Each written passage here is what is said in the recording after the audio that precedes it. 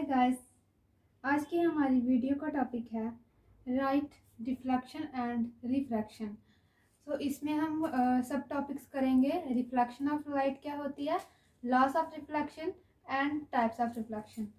So let's start the video. Hello guys, welcome to my YouTube channel study tips and tutorial. तो let's start the video guys. सबसे पहले हम देखेंगे हमारा topic है आज का लाइट में हम करेंगे रिफ्लेक्शन एंड रिफ्रैक्शन। सबसे पहले हम देखेंगे कि रिफ्लेक्शन क्या होती है। Reflection of light. Reflection of light में गाइस दो चीजें मोस्ट इंपॉर्टेंट होती हैं। Firstly incident ray, then secondly reflector ray. Incident ray कौन सी रे होती है, जब लाइट फॉल करती है किसी स्मूथ सरफेस के ऊपर, देन जो लाइट फॉल करती है और टच करती है स्मूथ सरफेस को, उस रे को हम बोलते हैं इंसिडेंट रे। देन रिफ्लेक्टर रे कौन सी होती है, जब लाइट किसी सरफेस के ऊपर स्ट्राइक करके और वो रिफ्लेक्ट बैक हो जाती है, तो उसको हम बोलते हैं, जो रिफ्लेक्ट बैक होती है उस रे को हम बोलते हैं रिफ्लेक्टेड रे। चलिए अब मैं आपको इसकी पूरी डायग्राम रिफ्लेक्शन की और डेफिनेशन वगैरह बता देती हूँ।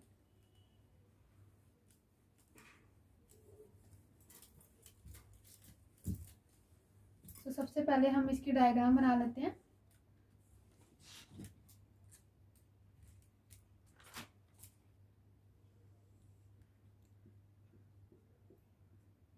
ये आ गया हमारा प्लेन या स्मूथ सरफेस।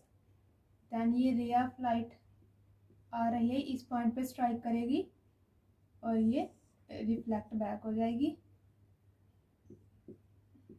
ये हो जाएगी हमारी incident ray and this one is reflected ray. और इसके परपेंडिकुलर जो एंगल बनेगा 90 डिग्री पे, उसको हम बोलते हैं नॉर्मल रे, और ये हमेशा परपेंडिकुलर ही होता है।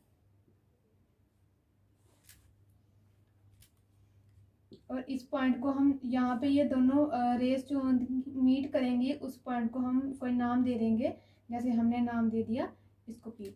अब अगर हमने इसकी डेफिनेशन करनी है तो हम इस डायग्राम के अकॉर्डिंगली उसकी डेफिनेशन लिख सकते हैं, जैसे कि मैं आपको लिख के बताती हूँ। When a ray of light falls या strike on the smooth surface, smooth और plain surface, for example आप मिरर लगा सकते हो। When a ray of light fall or strike on the smooth surface, then it reflect back और bounces back, आप कुछ भी लिख सकते हैं।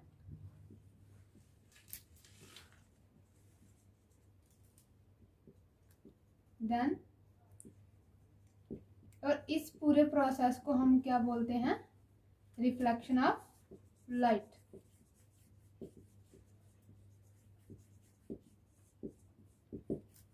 Reflection of light.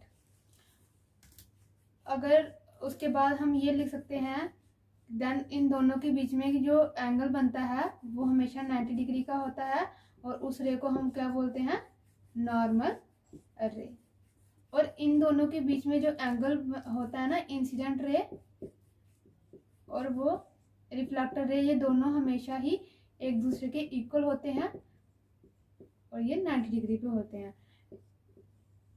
इसके अकॉर्डिंगली इन चीज़ों को देखते हुए इसके बाद एक लॉ है, उस लॉ को दो डेफिनेशंस में स्टेट किया गया है इसी डायग्राम के अकॉर्डिंगली।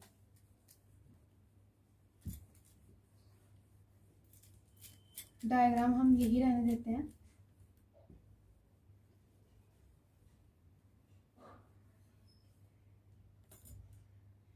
यूनिट क्या है, यहाँ पे ये आ जाएगा इंसिडेंट। तो क्या करेंगे, loss of reflection. Loss of reflection में दो डेफिनेशन है।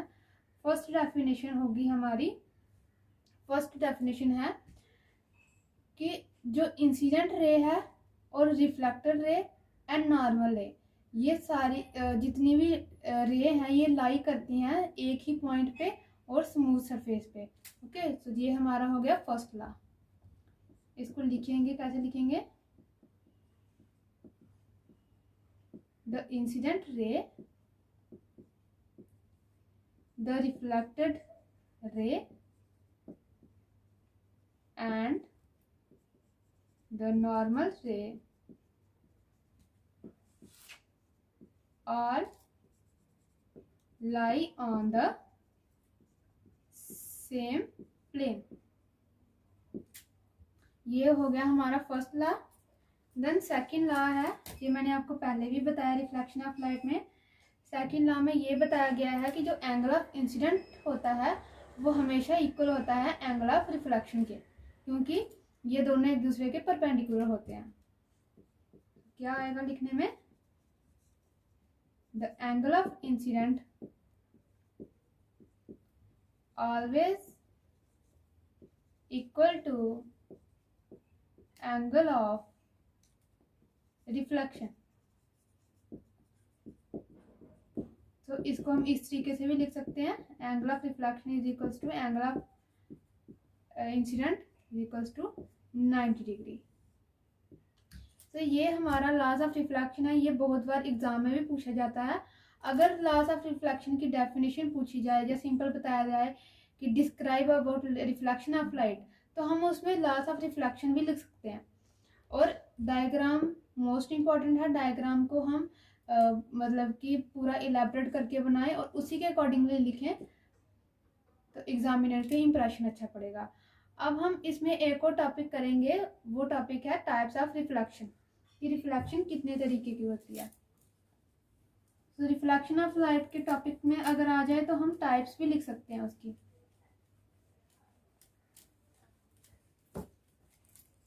अब आ जाएगा types of reflection. Types of reflection. Types of reflection, reflection होती है तीन तरीके की। फर्स्ट रेगुलर रिफ्लेक्शन, रेगुलर और स्पेकुलर रिफ्लेक्शन। देन सेकंड है diffused reflection and third one is multiple reflection. पहले मैं आपको यहाँ पे थोड़ा बता देती हूँ, फिर उसके बाद मैं आपको इलेबरेट करके बताऊंगी। रेगुलर रिफ्लेक्शन क्या होती है, रेगुलर रिफ्लेक्शन में क्या होता है, जब कोई रे ऑफ लाइट स्ट्राइक करती है स्मूथ सरफेस के ऊपर, नंबर ऑफ रे ऑफ लाइट स्ट्राइक करती हैं स्मूथ सरफेस के ऊपर, देन वो रिफ्लेक्ट करती हैं हर एक रे को यूनिफॉर्मली। ओके, यानी कि सेम तरीके, सेम एंगल पे, सेम एंगल पे। देन डिफ्यूज रिफ्लेक्शन क्या होती है, डिफ्यूज रिफ्लेक्शन इसके अपोजिट होती है। जब रे ऑफ लाइट फॉल करती है स्मूथ सरफेस के ऊपर, देन वो रिफ्लेक्ट बैक करती है हर एक रे को, बट वो डिफरेंट एंगल में करती है, यानी कि उसमें एंगल जो होता है वो वेरिएट हो जाता है।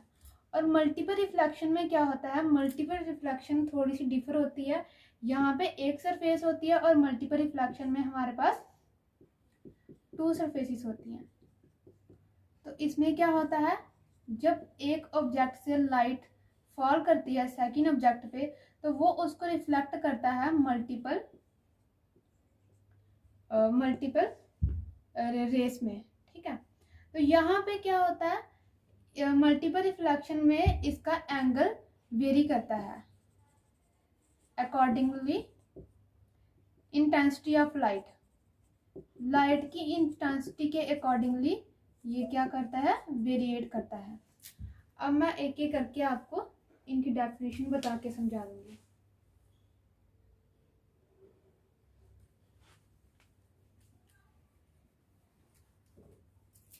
आप एग्जाम में ये फ्लो चार्ट भी बना सकते हैं।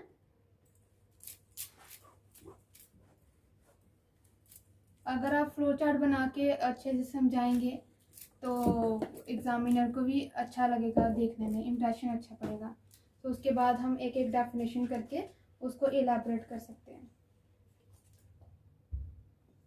फर्स्ट था हमारा रेगुलर और स्पेकुलर रिफ्लेक्शन। रेगुलर और स्पेकुलर रिफ्लेक्शन क्या होती है? रेगुलर रिफ्लेक्शन में सबसे पहले हम डायग्राम बनाएंगे, फिर उसके अकॉर्डिंगली हम क्या कर देंगे, उसकी डेफिनेशन लिख देंगे। यहाँ पे मैं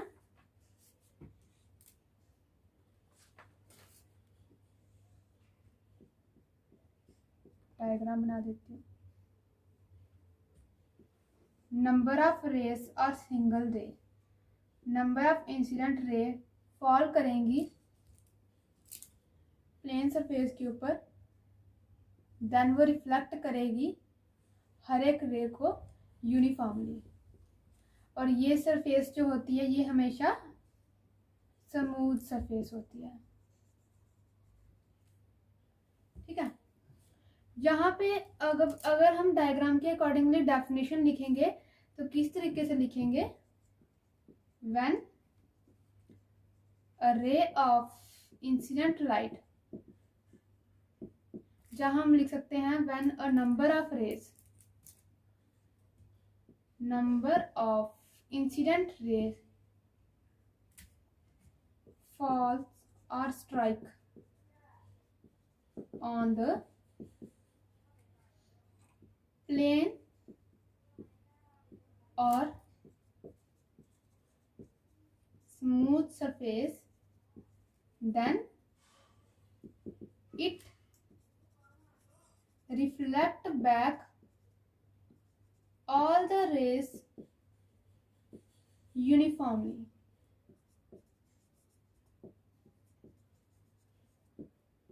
ये चीज देखने वाली है कि जब number of incident ray fall करती हैं प्लेन स्मूथ सरफेस के ऊपर, देन वो रिफ्लेक्ट बैक करती हैं हर एक रे को यूनिफॉर्मली। मतलब कि इनका जो एंगल है, angle does not very, angle जो होता है वो वेरी नहीं करता है। और इसकी वजह से क्या होता है, रेगुलर रिफ्लेक्शन को हम ज़्यादातर यूज क्यों करते हैं? इसलिए करते हैं क्योंकि इसमें इसकी ब्राइटनेस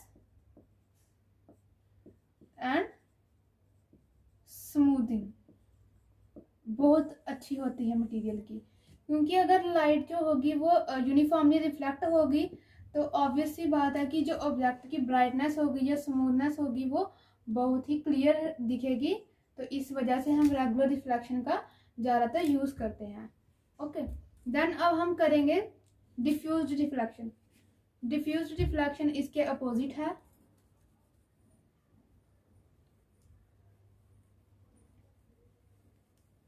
डिफ्यूज्ड रिफ्लेक्शन में क्या हो जाएगा, वो यूनिफॉर्मली उसको रिफ्लेक्ट कर रहा था, लेकिन वो ये हो जाएगी नॉन यूनिफॉर्मली। सेकंड है डिफ्यूज्ड रिफ्लेक्शन। डिफ्यूज्ड रिफ्लेक्शन में क्या होगा कि सबसे पहले मैं आपको डायग्राम बना देती हूँ।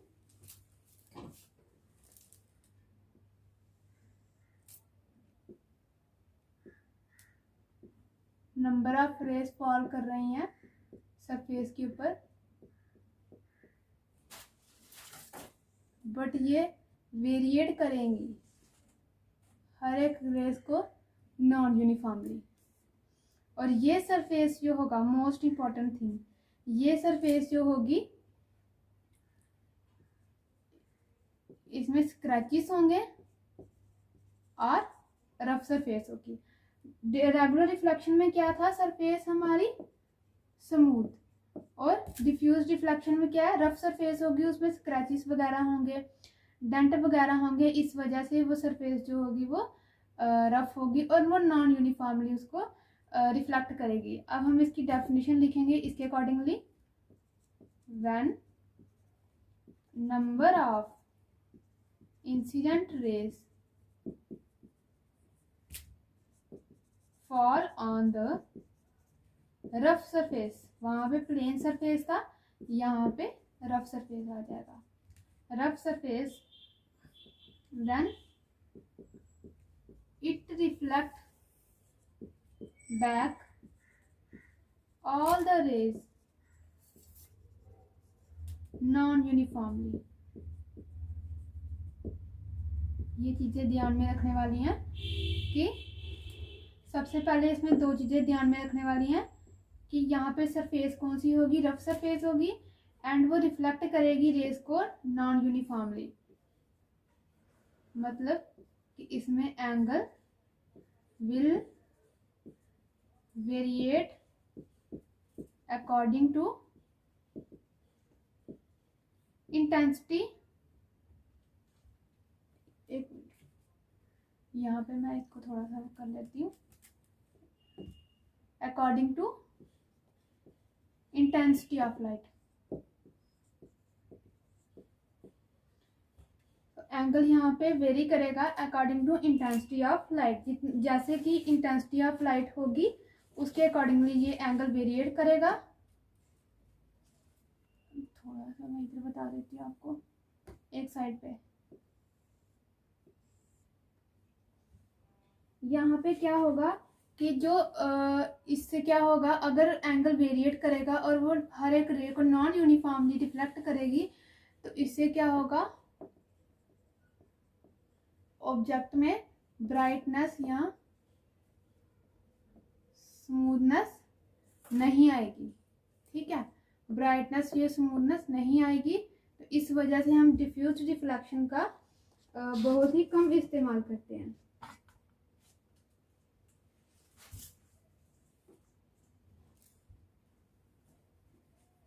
अब हम करेंगे मल्टीपल रिफ्लेक्शन। मल्टीपल रिफ्लेक्शन क्या होती है,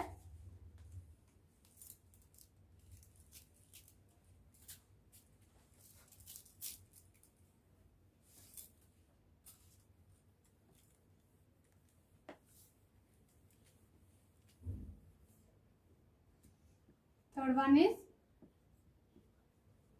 मल्टीपल रिफ्लेक्शन।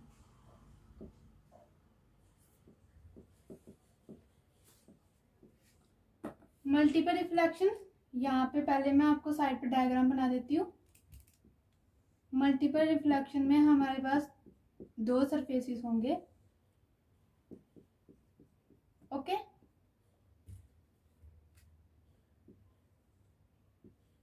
यहाँ पे एक चीज है, रे ऑफ लाइट फॉल करेगी सेकंड सरफेस पे, देन ये रिफ्लेक्ट करेगी रेस को, मल्टीपल रेस को, और ये सरफेसेस जो होंगी ये प्लेन सरफेसेस होंगी।